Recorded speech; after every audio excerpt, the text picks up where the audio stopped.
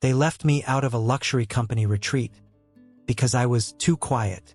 6 weeks later, the CEO got an anonymous Dropbox link that made him call an all-hands meeting, suspend 3 managers, and fire 2 employees.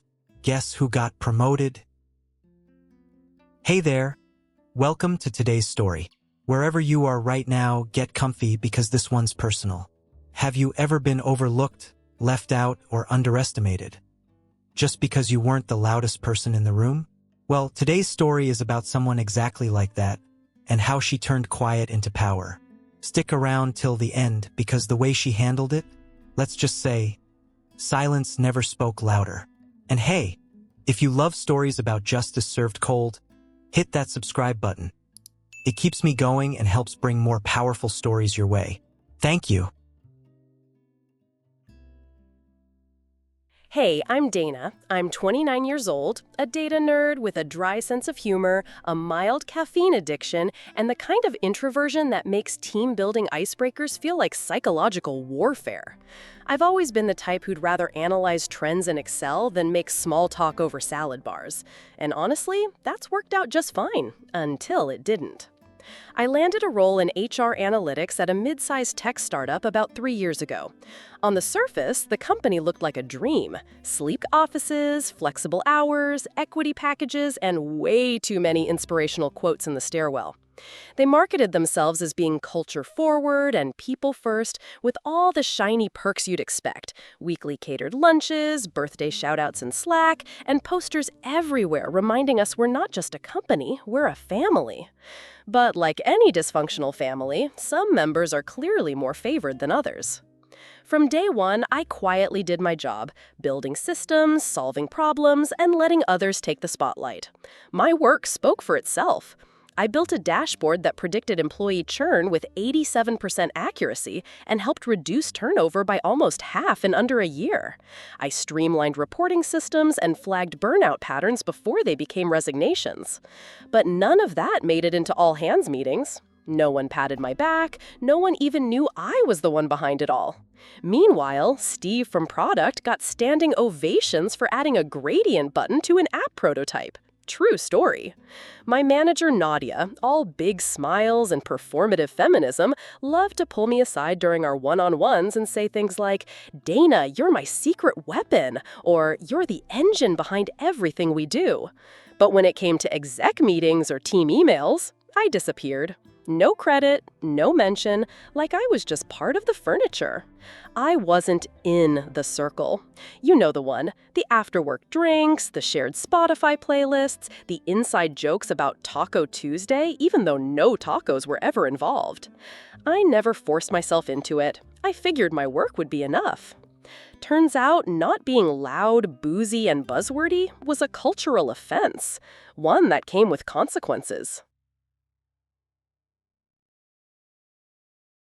It was a Wednesday, mid-morning. I was sipping watered-down cold brew and double-checking attrition charts when the buzz started, Slack channels lighting up with emojis, inside jokes, and excited GIFs. At first, I ignored it. Probably another product launch or someone's dog's birthday. Then I heard someone say, "Aspen." That made me pause. Turns out the company was sending the top performers on a week-long retreat to Aspen. Not just a corporate retreat, we're talking luxury ski lodge, catered meals, ski passes, a private spa day, and some strategic visioning sessions that sounded more like buzzword bingo and fleece vests than actual work. I checked my inbox. Nothing. Promotions folder? Nada. Spam? Zilch. I even searched for Aspen, like some desperate contestant on a reality show trying to find a golden ticket. Nothing. I finally worked up the nerve to ask Nadia about it after our one-on-one. Her expression didn't change. Same tight-lipped, glossy-eyed manager smile she wore when denying PTO requests. She tilted her head and said, "We had limited space, and, well, you're not really the culture fit for this kind of thing." Culture fit. The phrase slammed harder than I expected. It wasn't about my performance. It never had been. It was about how little I blended into their after-hours gossip loop and influencer-style bonding. I just nodded like it didn't bother me, like I didn't feel that hot flush of embarrassment crawl up the back of my neck as I turned away from her glass-walled office. But the truth? It stung. Not just because I wasn't invited, but because they didn't even try to hide that I wasn't considered one of them. Later that week, I found out through a coworker, a well-meaning one, that my spot had actually been offered to the intern's boyfriend. He didn't even work there. No resume, no employee ID, just a six-pack and a decent jawline, apparently. So yeah, I wasn't just excluded. I was actively replaced by someone's plus one. I tried to brush it off, told myself that I didn't care about hot tubs or wine tastings, that I was better off here, getting ahead on next quarter's engagement projections, that I didn't need their clicks and curated selfies. But that was a lie. I did care, because it wasn't just about missing a trip. It was about being invisible. I wasn't expecting a chance at redemption. I wasn't even looking for one. But the universe, or rather corporate carelessness, handed it to me in the form of a single misstep. I was organizing some shared team files when a new folder popped up. It had clearly been added by accident, sitting wide open on the shared drive with no permission set.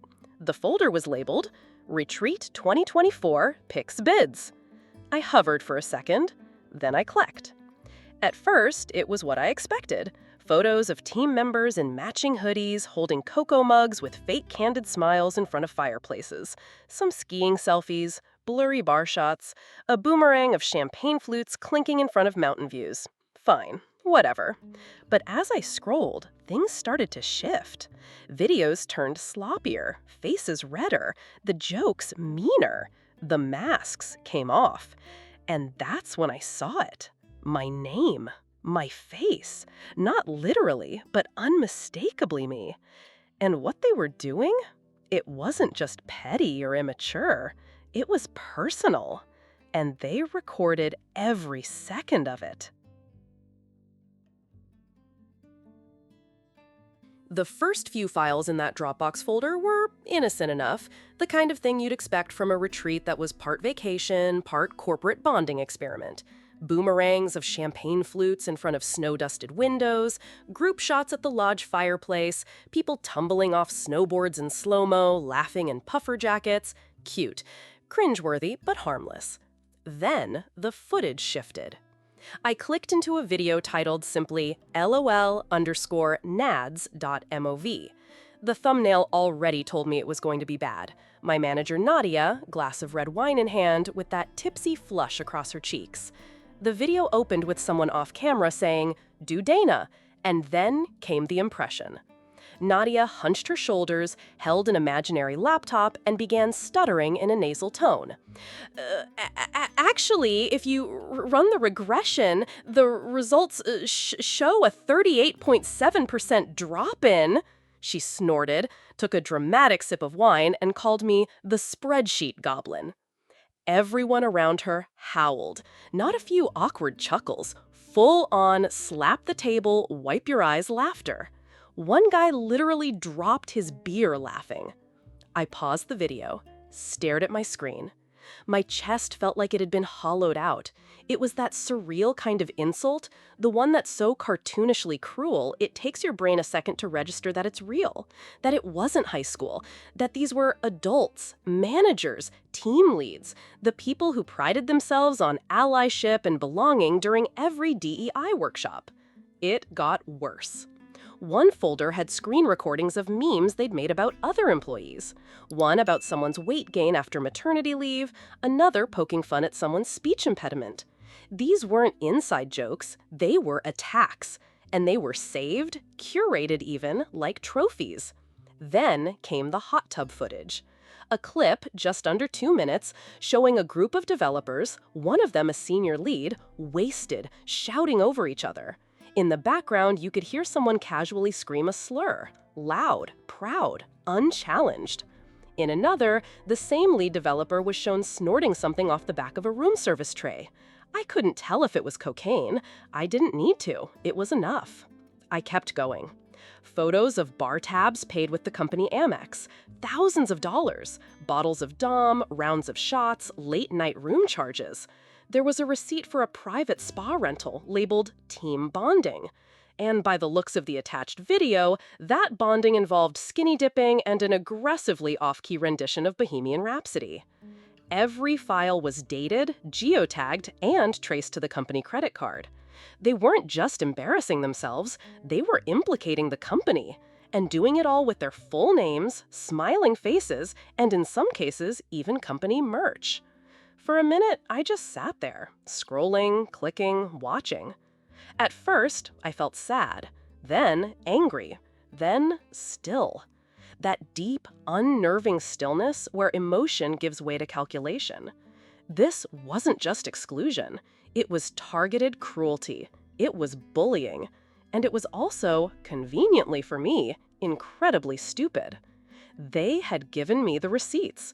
They had recorded everything. They had saved it in a shared folder, one I wasn't even meant to see. And most importantly, they had underestimated the wrong girl. See, they thought I was too quiet to care, too meek to fight back, too socially awkward to be a threat. But I wasn't hurt anymore. I wasn't confused. I was done playing nice. And unlike them, I didn't need a camera or a crowd. I just needed a plan. Here's the thing no one tells you about working in HR. You see everything. Every fake smile, every red flag, every quiet exit wrapped in phrases like pursuing new opportunities or focusing on mental health. You see what's swept under the rug and what gets plastered over with awkward team-building lunches and posters about trust. I've seen complaints vanish into black holes, bullying reframed as miscommunication. Leadership's favorites get off with a warning, while others are forced out for far less. And I knew that if I tried the usual route, reporting Nadia and her crew through the formal HR pipeline, the odds were stacked against me. Because I wasn't just a target, I was internal, one of them. And that meant protecting me would mean exposing the system from within. But what they didn't know was that buried in the deepest corner of our internet was a little tool almost no one used, the CEO's anonymous whistleblower inbox. It was set up after a minor ethics scandal years ago and had since faded into obscurity, just another checkbox on a compliance audit. But I remembered it, and more importantly, I knew exactly how to use it. So I didn't write a letter filled with emotion, I didn't tell my story, I didn't plead. Instead, I built a file, the same way I build reports, clean, quiet, and deadly. Screenshots of the memes, tagged and timestamped. Videos of misconduct with file names cross-referenced against hotel billing and expense reports. Receipts linked to the company Amex account. A visual index mapping violations to internal policy codes, harassment, substance abuse, ethics breach, and misuse of company funds. A shared Dropbox folder link. No commentary, no narrative. Just data, facts, receipts. I packaged it all into a zip file, titled it with the exact format required by the whistleblower policy, and sent it. No name, no trace. Just silence. And then I waited. For 6 days, nothing happened. It was almost enough to make me think I'd miscalculated. But on the 7th day, a company-wide calendar invite appeared in bold. Mandatory all hands, policy and culture review. Attendance required. No exceptions. The invite came directly from the CEO. No agenda, no explanation. Just a Zoom link and a 15-minute time block that suddenly made the whole building feel nervous. The day of the meeting, the tension was thick. Slack was quieter than usual. Even the office extroverts, the ones who normally filled the air with startup optimism and iced coffee orders, were unusually silent.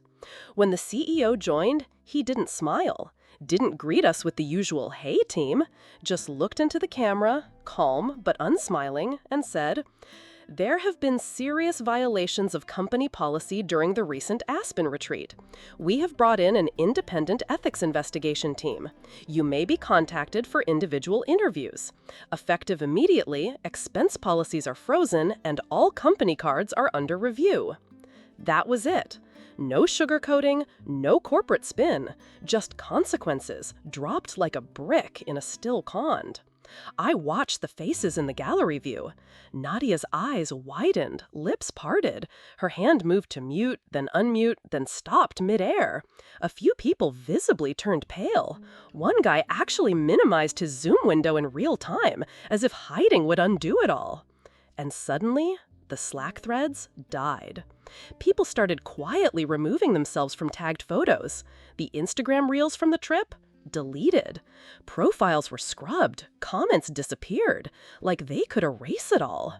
But the receipts were already sent. By the end of that month, the dominoes fell. 3 mid-level managers were suspended pending investigation. One of them was the guy who recorded the hot tub clip. 2 engineers were quietly let go, including the one featured in the cocaine video. No press releases, just deactivated badges. And Nadia? She resigned for personal reasons, according to the email that followed her disappearance. No farewell brunch, no Slack tribute, just gone. What no one saw, except me, was the personal message sent from the CEO's inbox to the whistleblower system. Thank you for protecting the integrity of our company culture. Whoever you are, we're listening. I read it 5 times, not for validation, but because it reminded me I didn't need to be loud to be heard. I didn't need a microphone. I just needed a plan and the receipts. I didn't tell anyone what I did, not the people who wronged me, not the people who sat next to me in meetings, not even the one coworker I occasionally split lunch with when our calendars aligned. I just kept doing my job, quietly, precisely. But the atmosphere around me changed, like the first cold snap of fall. You don't notice the shift right away, just that people stop laughing as loudly, that certain conversations die when you walk into the room, that you suddenly get included in CCs you used to be skipped from. The looks I got weren't fearful. They were aware. Aware that I wasn't the harmless background prop they'd boxed me into. Aware that while they were busy mocking the spreadsheet goblin had been observing, compiling, strategizing, and ultimately pulling the rug out from under their curated little ecosystem of brunch clicks and bad karaoke. It wasn't power that made them cautious. It was clarity. They finally saw me. Not loud, not flashy, but capable of doing something none of them ever expected, making noise without raising my voice. And the irony?